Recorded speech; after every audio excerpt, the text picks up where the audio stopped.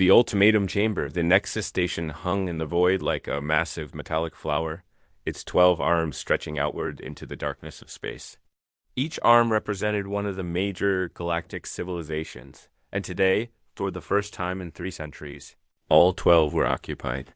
The station's central hub pulsed with a soft blue light that could be seen from millions of kilometers away, a beacon calling the galaxy's most powerful beings to an emergency summit. Captain Elena Vasquez stepped off the human transport vessel onto the station's pristine white floors.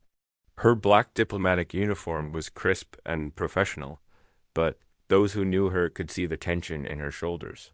Elena had spent 15 years as a military strategist before becoming Earth's primary diplomacy specialist. She understood warfare, but she also understood that sometimes the most important battles were fought with words instead of weapons.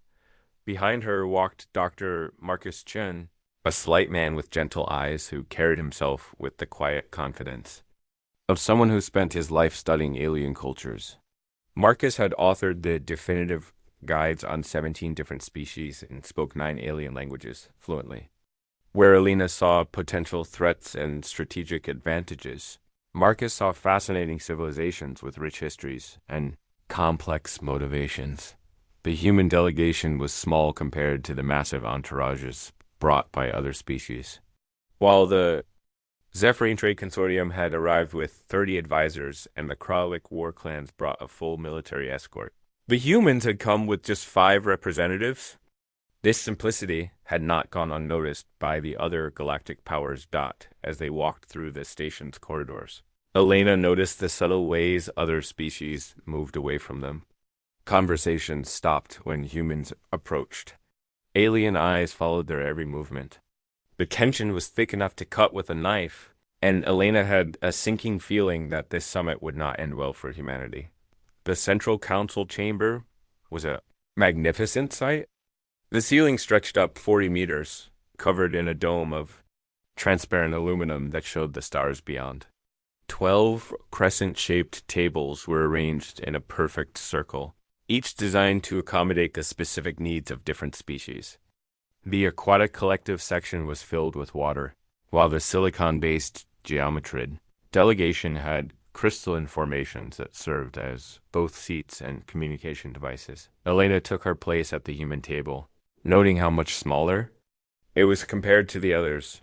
The message was clear. Humans were the newest and least significant members of this galactic community. Dr. Chen sat beside her, his tablet already open, as he prepared to take notes on everything that happened. At the center of the circle stood a holographic projector that currently displayed the symbol of the Galactic Mediation Council. As Elena watched, the symbol dissolved and was replaced by the imposing figure of Ambassador Thrax, the insectoid leader of the Dominion Alliance. Thrax stood nearly 3 meters tall, his exoskeleton a deep purple that seemed to absorb light. His 4 arms moved in precise, calculated gestures as he spoke, while his compound eyes looked in multiple directions simultaneously. When he spoke, his voice came through translators as a deep, resonant tone that seemed to vibrate through the chamber. Fellow beings of the galaxy, Thrax began. We gather today to address a situation that threatens the stability we have maintained for over 2,000 years. The species known as humans have, in just 50 years, expanded beyond the boundaries of acceptable growth. They have colonized 17 star systems, established trade routes that bypass traditional galactic commerce, and developed technologies that they refuse to share with the greater community. Elena felt her jaw tighten. Everything Drax said was technically true, but the way he presented it made human progress sound like a crime. She glanced at Dr. Chen, who was typing rapidly on his tablet while listening to translation feeds from multiple species. High Counselor Zerif of the Crystalline Collective rose next. Zerif's body was composed of living crystal that refracted light into beautiful patterns as they moved. Their voice, when it came through the translators, sounded like musical chimes. The economic implications cannot be ignored, Zerif continued, where Thrax left off. Human trade vessels have reduced profit margins in 17 sectors. Their manufacturing techniques are more efficient than established methods, causing market disruption. Their colony worlds are producing raw materials at rates that undercut traditional suppliers. Elena realized what was happening. This wasn't about human expansion being dangerous to galactic stability. This was about human success making other species nervous about their own positions. Humans had become too competitive, too innovative, too successful for the established powers to tolerate. Commander Voss of the Kralik war clan stood next. The reptilian warrior was covered in battle scars, his scaled hide bearing the marks of dozens of conflicts. When he spoke, his voice was a harsh growl that needed no translation to convey its threatening nature. Military intelligence suggests that human defensive capabilities exceed their reported strength by a factor of 3. Their ships use unknown technologies. Their strategic thinking is unpredictable. They represent a potential threat that grows stronger with each passing year. Elena stood slowly, her chair making a soft sound against the polished floor. The entire chamber fell silent as all eyes turned to the human representative. She could feel the weight of their stares, the mixture of curiosity, fear, and condescension that surrounded her. "Honored delegates," Elena began, her voice carrying clearly through the chamber's acoustics. "I appreciate your concerns about human expansion and development. However, I must point out that everything we have done has been within the bounds of galactic law. We have not attacked any species, we have not invaded occupied territories, and we have not violated any established trade agreements." Ambassador Thrax's forearms moved in what Elena recognized as a gesture of dismissal. The letter of the law is not the same as the spirit of cooperation. Humans have shown a disturbing tendency toward independence and self-determination that threatens galactic unity. Elena felt a flash of anger but kept her expression neutral.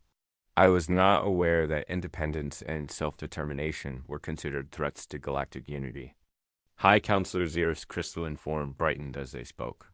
"When one species advances too quickly, it disrupts the natural balance that has maintained peace for millennia. Progress must be ... managed." The truth was finally coming out. Elena glanced at Dr. Chun, who was still typing furiously. His expression told her that he was reaching the same conclusions she was. This summit was not about cooperation or mutual benefit. It was about control. Commander Voss stepped forward, his claws clicking against the floor. "The galactic mediation? Council has prepared a resolution that will address these concerns while ensuring continued peace and stability." A new hologram appeared in the center of the chamber. Elena read the document that materialized before her, and with each line, her anger grew. The resolution was not a treaty or an agreement. It was a surrender document disguised as a diplomatic solution. The terms were clear and devastating. Humans would be limited to their current 17 star systems and forbidden from expanding further. All human colonies would be required to accept galactic oversight in the form of alien administrators who would supervise all major decisions. Human technology would be subject to mandatory sharing with the Galactic Mediation Council. Most insulting of all, Earth would be required to pay tribute to the established galactic powers in exchange for protection and guidance. Elena stood, silent for a long moment, reading through the document twice to make sure she understood every devastating detail. The chamber waited, expecting her to negotiate, to ask for better terms, to play the diplomatic game that had been established over thousands of years. Instead, Elena looked up at the assembled aliens and did something that no one expected. She smiled. "Dr. Chun," Elena said, without taking her eyes off the alien delegates, "please make sure you're recording everything that's being said here today." "Already on it, Captain," Marcus replied, his fingers still moving across his tablet. Elena looked around the chamber slowly, making eye contact with each delegation's leader. When she spoke, her voice was calm and confident. "Honor delegates, I want to make sure I understand your position correctly. You are demanding that humanity surrender its independence, submit to alien oversight, share all of our technological advances, and pay tribute to your civilizations.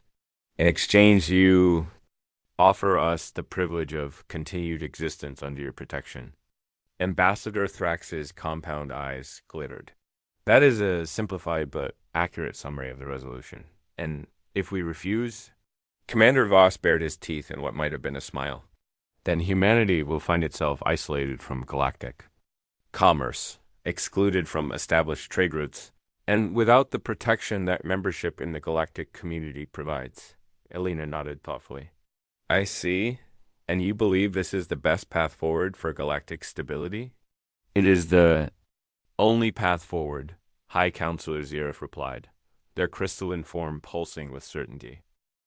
Elena walked to the center of the chamber, standing directly beneath the holographic display of the surrender document. She looked up at it for a moment, then back at the alien delegates. You know what I find most interesting about this situation? Elena asked. You've made a fundamental error in your calculations. The chamber stirred. This was not the response they had expected.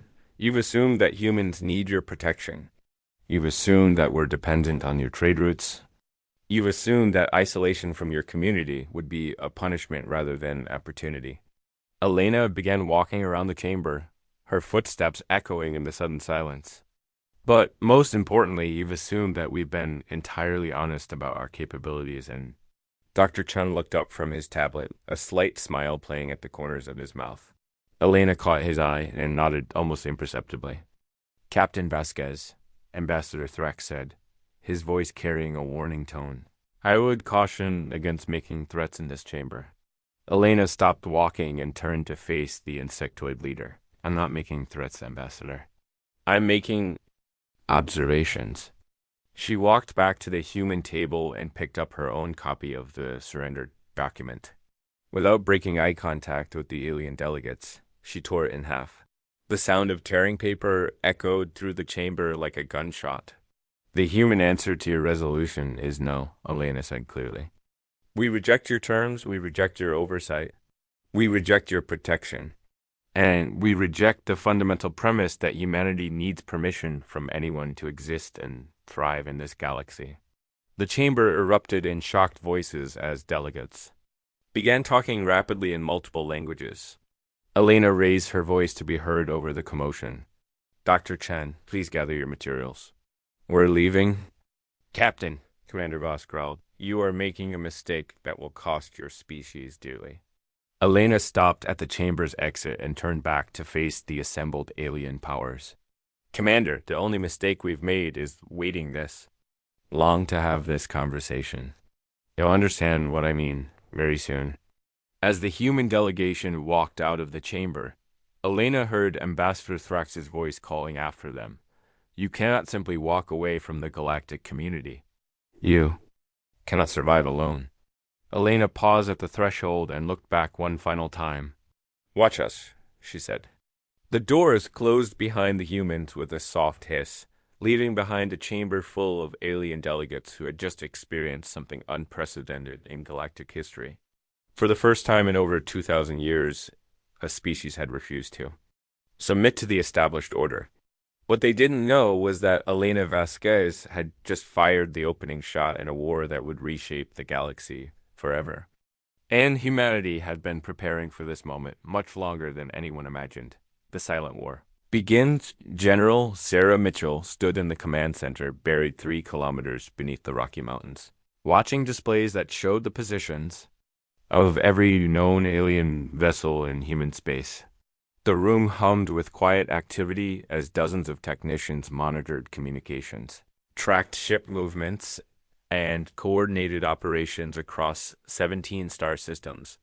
Sarah had gray hair and sharp eyes that missed nothing, earned through 30 years of military service that had taken her from the Mars colonies to the Outer Rim territories. General, called Lieutenant Torres from the communication station. We just received Captain Vasquez's signal from the Nexus station. Operation Checkmate is authorized. Sarah nodded grimly. She had hoped the diplomatic mission would succeed, but her team had been preparing for this outcome for months. Elena Vasquez was brilliant, but even she couldn't negotiate with beings who had already decided that humanity needed to be controlled. Activate all ghost protocols. Sarah ordered. I want every sleeper system online within the hour. And get me Jake Rodriguez on Priority Channel. Across the command center, holographic displays began lighting up with status reports from across the galaxy. For 3 years, human ships had been visiting alien worlds as traders, diplomats, and tourists. What the aliens didn't know was that every human vessel carried advanced scanning equipment that had been mapping their infrastructure, cataloging their technology, and identifying critical vulnerabilities. Jake Rodriguez appeared on the main screen, his image transmitted from secret facility on Europa. Jake was young, barely 30, but he was already considered the foremost expert in adaptive artificial intelligence. His messy brown hair and casual clothes made him look more like a college student than one of humanity's most valuable strategic assets. Sarah, Jake said with a grin that didn't quite hide his nervousness. I take it our diplomatic friends weren't impressed by human charm? They offered us slavery disguised as protection, Sarah replied. Elena told them where they could. Put their offer? Jake's grin became more genuine. Good for her. I never liked those pompous bastards anyway. How long do we have before they start making good on their threats? Sarah checked her chronometer. Intelligence suggests they'll begin economic sanctions within 6 hours and move to military pressure within 48. How are our digital assets performing? Better than we hoped, Jake said, his fingers dancing across an unseen keyboard. The quantum web has been spreading through their networks for 18 months. Every alien system that's ever interfaced with human technology now has our adaptive AI protocols embedded in their core functions. They just don't know it yet. Sarah felt a small smile tug at her lips. The quantum web was Jake's masterpiece. An artificial intelligence network so sophisticated that it could adapt to any alien computer system and remain completely undetected. Unlike traditional computer viruses that attacked systems directly, the quantum web learned how alien technology worked and then integrated itself so completely that removing it would require rebuilding entire technological infrastructures from scratch. What's our current penetration level? Sarah asked. Jake consulted his displays. We have deep access to the Dominion Alliance's military networks, the Crystalline Collective's trade systems, and the Kralik War Clan's command structure. The Aquatic Collective and the Geometrid Federation have older systems that took longer to penetrate, but we achieved full access last month, and they still haven't detected any intrusion. That's the beauty of adaptive integration, Jake explained, his enthusiasm for his work evident in his voice. The AI doesn't break into their systems. It becomes part of their systems. As far as their security protocols are concerned, our code has always been there. It's like asking your liver to detect your own blood cells. Sarah turned to her tactical officer, Commander Lisa Park. Lisa was a quiet woman with an analytical mind that could process complex battle scenarios faster than most computers. She had been working on the military aspects of their contingency plans while Jake handled the technological elements. Lisa, what's the status of Operation Ghost Fleet? Lisa pulled up a new set of displays showing ship positions throughout the galaxy. All stealth reconnaissance vessels are in position. Captain, Liu Wei's task force has been monitoring the Nexus station and reports that alien fleets are mobilizing faster than anticipated. The Kralik war clans have already dispatched 12 battle groups toward human space. Sarah frowned. 12 battle groups? That's more aggressive than our projections suggested. It gets worse, Lisa continued. The Dominion Alliance is activating their reserve fleets, and the Crystalline Collective is organizing a trade embargo that includes all species in their economic sphere. They're not just planning to pressure us. They're planning to crush us completely. Jake leaned forward on the screen. That's actually good news for us. Both women looked at him with surprise. How is that good news? Sarah asked. Because they're committing everything to this action, Jake explained. The more systems they activate, the more control we gain over their infrastructure. Every ship they launch, Every communication they send, every logistical order they process goes through networks that we now control. They're essentially putting their entire civilization under our influence without realizing it. Sarah began. To understand the full scope of what they had planned, you're saying we can monitor everything they do. Monitor, influence, or completely control, Jake confirmed. Want to see something fun? I can show you what's happening right now on the Kralik flagship. The main display changed to show the bridge of an alien warship. The reptilian crew moved with military precision as they prepared for combat operations. Their commander, a scarred veteran with cybernetic implants, was studying tactical displays that showed human colony worlds. This is live surveillance? Sarah asked. Through their own security cameras, Jake said proudly. But watch this. Suddenly, every display on the alien bridge began showing human children laughing and playing in parks. The Kralik crew stared in confusion as their tactical screens were replaced with scenes of peaceful human families. Jake, Sarah said with a warning tone, please tell me you're not antagonizing them unnecessarily. Relax, Jake replied, returning the alien displays to normal. I just wanted to demonstrate our capabilities. But you're right, we should save the psychological warfare for when it can do the most good. Commander Park was studying long-range sensor data when she called out urgently. General, we have incoming priority transmission from Captain Liu Wei. The display switched to show Captain Liu Wei, a stern-faced woman commanding the human stealth fleet. Liu had spent 5 years developing new cloaking technologies that made human ships virtually undetectable to alien sensors. Her ships had been gathering intelligence throughout alien space for months, preparing for exactly this situation. General Mitchell, Liu began without preamble. The alien response is more coordinated than we anticipated. All major powers are mobilizing simultaneously. The Nexus station has become a military command center, and they're implementing something called the Isolation Protocol. What's the Isolation Protocol? Sarah asked. Complete severance of all ties with humanity, Liu replied. They're not just planning economic sanctions. They intend to quarantine human space entirely. No trade, no communication, no travel. They want to cut us off from the galaxy completely and wait for us to collapse from isolation. Sarah felt her anger rising. The arrogance of these aliens was staggering. They truly believe that humanity couldn't survive without their permission and oversight. Liu, what's your assessment of their military capabilities? Individually, each alien fleet is formidable, Liu admitted. The Kralik war clans have superior firepower. The Dominion Alliance has better shield technology, and the Crystalline Collective has the most advanced sensors. Combined, they represent a force that could overwhelm our conventional defenses.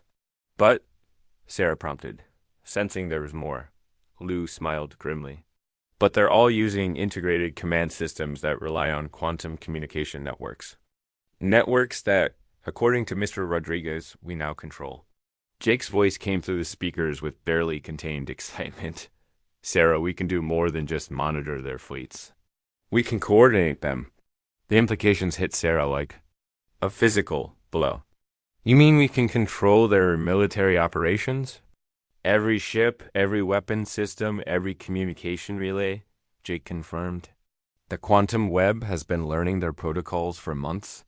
We know their command codes, their tactical doctrines, their logistical requirements.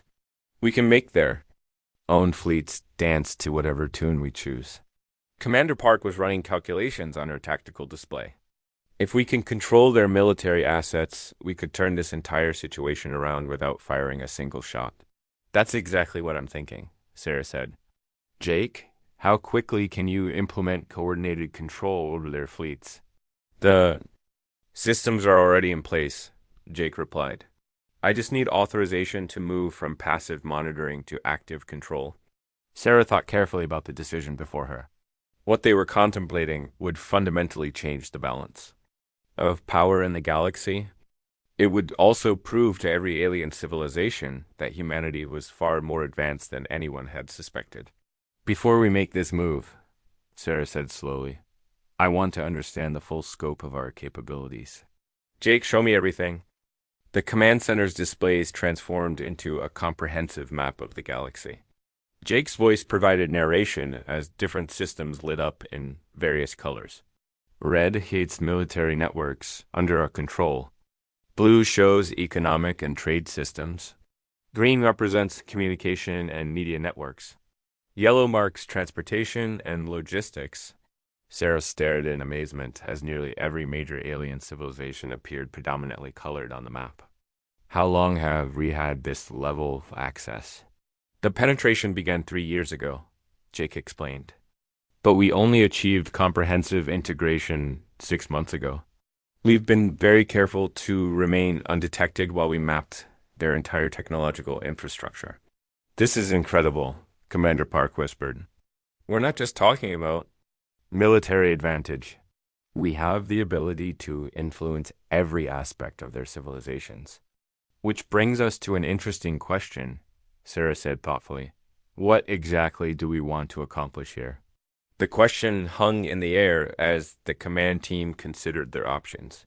They could cripple the alien civilizations, leaving humanity as the dominant power in the galaxy. They could manipulate alien societies to serve human interests. They could wage a war that their enemies would never even realize they were losing. Jake was the first to speak. I think we need to ask ourselves what kind of galaxy we want to live in. Do we want to become the same kind of controlling overlords that they tried to make us submit to? Sarah nodded slowly. That's exactly the right question. We have the power to dominate, but do we have the wisdom to use that power correctly? Before anyone could answer, alarms began sounding throughout the command center. Lieutenant Torres called out from his station. General, we're detecting massive fleet movements throughout alien space. The isolation protocol is beginning early. They're moving to blockade all human systems within the next 12 hours. Sarah felt the weight of command settle on her shoulders. Philosophical questions would have to wait. Right now, she needed to protect 17 human worlds and over 2 billion people who were depending on her to find a way out of this crisis. Jake, she said with quiet determination, initiate phase 2 of Operation Checkmate. I want full control over alien military networks within the hour. And then, Jake asked. Sarah looked at the galaxy map one more time, seeing not just the territories and fleets, but the billions of sentient beings whose lives would be affected by her next decisions. Then, we're going to teach the galaxy a lesson about what happens when you underestimate humanity. The new Galactic Order President Maria Santos stood on the observation deck of Earth's orbital command station, watching the sunrise paint the planet below in shades of gold and blue. 3 weeks had passed since the confrontation at the Nexus station, and the galaxy would never be the same. Maria was a small woman with steel in her voice and compassion in her eyes. The kind of leader who could make the hardest decisions while never forgetting the human cost of those choices. Behind her, the command deck buzzed with activity as reports came in from across human space and beyond. The isolation protocol had failed spectacularly, though not in the way anyone had expected. Instead of crushing humanity, the alien embargo had revealed the true extent of human technological advancement and strategic thinking. Madam President, called Admiral Patricia Hayes from the communications station, we have incoming diplomatic requests from 14 alien civilizations. They're asking for immediate negotiations. Maria turned from the window with a slight smile. Asking or demanding? Definitely asking, Admiral Hayes replied. Some of them are practically begging. The transformation had been swift and complete. When the alien civilizations had activated their military fleets to enforce the isolation protocol, they had discovered that their own technology was no longer under their control. Ships had refused to fire their weapons. Navigation systems had plotted courses back to home ports. Communication networks had begun broadcasting human music and educational programs about cooperation and mutual respect. Dr. Marcus Chen entered the observation deck carrying a tablet full of reports from across the galaxy. The xenobiologist looked tired but satisfied as he approached the president. Maria, Marcus said, You need to see the latest cultural analysis reports. The reaction to our demonstration has been ... fascinating. Maria took the tablet and scrolled through reports from human observers stationed throughout alien space. The accounts painted a picture of civilizations in the midst of fundamental philosophical shifts on Kralik Prime. The warrior culture that had dominated for millennia was experiencing something unprecedented, doubt about the value of aggressive expansion, when their mighty fleet had been rendered harmless by invisible human technology. Many Kralik had begun questioning whether strength truly came from the ability to dominate others. In the crystalline cities of Zerif, the collective was discovering that their economic models had been based on controlling scarcity rather than encouraging abundance. Human technology had shown them more efficient methods of resource processing and distribution, leading to debates about whether their traditional approach had been holding them back. The most interesting development, Marcus continued, is happening among the younger members of each species. They're calling it the human question, a fundamental examination of whether their civilizations have been making the right choices about cooperation versus competition. Maria handed the tablet back to Marcus and looked out at Earth again. And what about us? How are people handling the fact that we're now the most powerful civilization in the galaxy? That's where it gets really interesting, Marcus replied. With a grin, public opinion polls show that 73% of humans want us to use our position to help other species rather than rule over them. We're apparently too stubborn to become galactic overlords. A soft chime indicated an incoming priority transmission. Admiral Hayes looked up from her station with surprise. Madam President, we have a personal request for dialogue from Ambassador Kethfer of the Aquatic Collective. She's asking to speak directly with you. Maria raised an eyebrow. Kethfer was known throughout the galaxy as one of the most thoughtful and principled leaders among the alien civilizations. If she wanted to talk, it was worth listening. Put her through to my private office, Maria said. Marcus, I want you there as well. They moved to the president's office, a comfortable room with large windows showing the curve of Earth below. The holographic display activated, revealing the graceful form of Ambassador Kethvar. The aquatic being's translucent body moved fluidly, even her environmental suit, and her large eyes conveyed intelligence and genuine concern. President Santos, Kethvar began, her voice carrying the musical quality that made her species. Such effective diplomats, I wish to speak honestly about the situation our civilizations now face. I appreciate directness, Maria replied. Please, speak freely. Kethver's form seemed to shimmer as she chose her words carefully. 3 weeks ago, the galactic community made a terrible mistake. We allowed fear and jealousy to guide our actions rather than wisdom and curiosity. The isolation protocol was not about protecting galactic stability. It was about protecting our own positions of power. Maria nodded but remained silent, allowing the alien diplomat to continue. When your Captain Vasquez walked out of that chamber, Kethver continued, many of us believed she was making an emotional decision that would lead to humanity's destruction. We have now learned that she was making a calculated, strategic move based on capabilities we never suspected you possessed. And how do you feel about that revelation? Maria asked. Kethver's body brightened slightly, indicating strong emotion. Terrified and impressed in equal measure. In 3 weeks, you have demonstrated that human technology is decades ahead of our best efforts. You have shown that you understand our societies better than we understand ourselves. Most significantly, you have proven that when given ultimate power over your enemies, humans choose restraint over revenge. Maria felt a warmth of pride at those words, but she also sensed that Kethver had more to say. However, the aquatic diplomat continued, this situation cannot continue indefinitely. The galaxy exists in a state of suspended uncertainty. Every alien civilization knows that humans could dominate or destroy them at will. But none of us understand what you intend to do with that power. Maria leaned forward in her chair. What do you think we should do?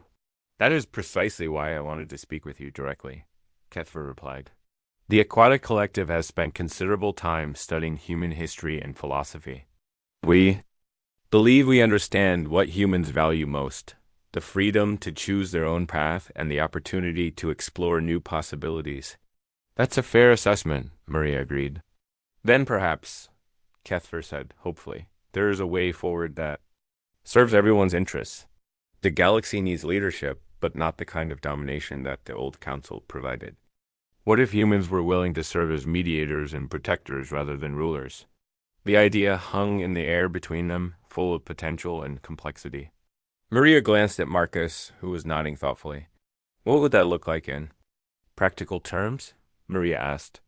Kethfer's excitement was evident in the increased luminosity of her form. A new kind of galactic organization. Not a council where the powerful dictate to the weak, but a forum where all species can contribute according to their strengths. Humans could provide technological advancement and conflict resolution. The Kralik could offer security and protection. The Crystalline Collective could manage economic coordination. Each species would have a role based on their abilities rather than their military strength. Maria found herself intrigued by the concept. And what makes you think the other species would accept human leadership in such an arrangement? Because, Kethfer said with something that might have been a smile, you have already proven that you can lead without ruling. When you took control of our fleets, you could have used them to attack our home worlds. Instead, you sent them home safely. When you penetrated our communication networks, you could have spread propaganda or misinformation. Instead, you shared educational content about cooperation and mutual benefit. The conversation was interrupted by Admiral Hayes' voice over the intercom. Madam President, Captain Vasquez has returned from her diplomatic mission to the Outer Rim territories. She requests an immediate briefing. Send her in, Maria replied. Elena Vasquez entered the office looking travel-worn but determined. Her diplomatic uniform had been replaced by practical field gear, and she carried herself with the confidence of someone who had just completed a successful mission. Elena. Maria said warmly, I understand you've been busy convincing the independent systems to join our new arrangements. Elena smiled as she took a seat. It's been an interesting few weeks. The independent systems were initially suspicious of any galactic organization, given their history with the old council. But once I explained that we're proposing cooperation, rather than submission, they became very interested. She activated her own tablet and displayed a map showing the Outer Rim territories. 17 independent colonies have agreed to participate in what they're calling the human experiment. They want to see if it's possible to have galactic cooperation without galactic oppression. Ambassador Kethfer had been listening to the exchange with obvious interest. Captain Vasquez, may I ask what convinced them to trust human leadership? Elena looked directly at the holographic alien diplomat. I told them the truth. Humans aren't interested in ruling the galaxy. We're interested in exploring it, learning from it, and helping it reach its full potential. When you share that vision with people who have been oppressed by previous galactic orders, they tend to be very receptive. Maria felt the pieces of a larger plan beginning to come together in her mind. Elena, what's your assessment of galactic sentiment toward establishing a new kind of cooperative organization? Mixed but trending positive, Elena replied. The older power structures are resistant to change, but the younger generations across multiple species are very something different. The key is demonstrating that cooperation produces better results than competition. Kethfer's form brightened again. President Santos, I believe we have an opportunity to fundamentally reshape galactic civilization. But it will require humans to make a formal commitment to the principles you have been demonstrating. What kind of commitment? Maria asked. A constitutional convention, Kethfer replied.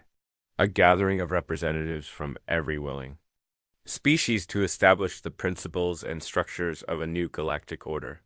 Humans would need to formally renounce any claim to galactic dominion and commit to serving as facilitators rather than rulers. Maria looked out at Earth one more time, thinking about the billions of people who called the blue planet home.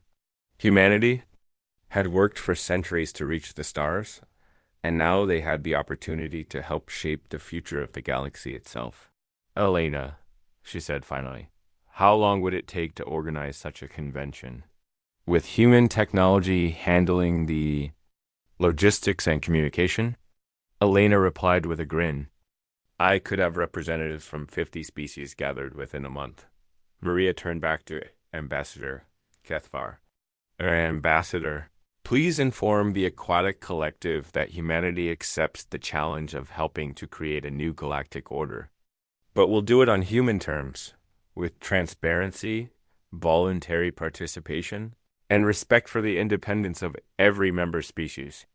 Kethvar's joy was evident in the brilliant light that emanated from her form. President Santos, you may have just changed the course of galactic history.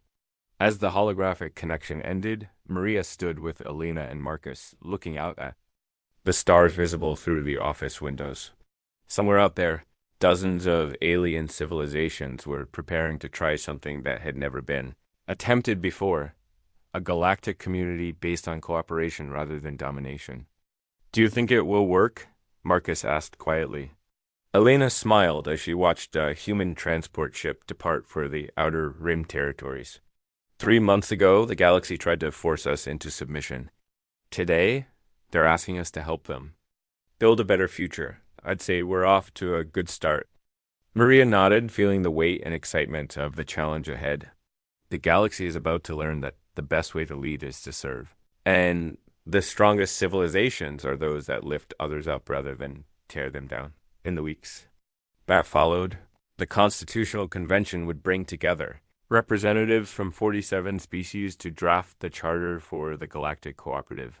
The resulting document would establish principles that seemed revolutionary to many aliens but perfectly natural to humans: voluntary membership, mutual aid, shared exploration, and the fundamental right of every species to determine its own path among the stars. The galaxy trembled not because humanity had threatened it, but because humanity had shown it a better way to exist.